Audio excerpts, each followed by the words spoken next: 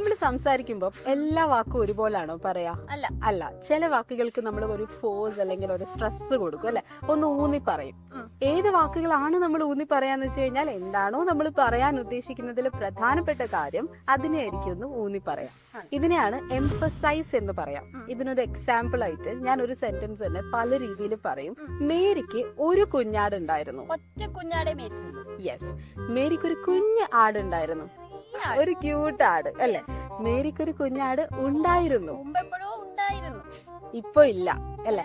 മേരിക്ക് ഒരു കുഞ്ഞാടുണ്ടായിരുന്നു. മേരിയാണ് അവിടുത്തെ main. Yes, മേരിയാണ് അവിടുത്തെ ഹൈലൈറ്റ് അല്ലെ. ഒരു സെന്റൻസ് തന്നെ പല രീതിയിൽ പറയുമ്പോൾ ശ്രീപ്രിയയുടെ മനസ്സിൽ തെളിഞ്ഞു വരുന്ന ചിത്രങ്ങൾ വേറെയാണ് അല്ലെ. അപ്പൊ ഇതുപോലെയാണ് നമ്മൾ ഒരു മെസ്സേജ് കൺവേ ചെയ്യാൻ നോക്കുമ്പോൾ കൃത്യമായിട്ട് അതിനെ എവിടെയാണോ എംഫസൈസ് ചെയ്യേണ്ടത് അതുപോലെ തന്നെ എംഫസൈസ് ചെയ്യുക, അല്ലെങ്കിൽ ഉദ്ദേശിച്ച കാര്യം ചെറുതായിട്ട് അങ്ങോട്ടും ഇങ്ങോട്ടും മാറിപ്പോകും.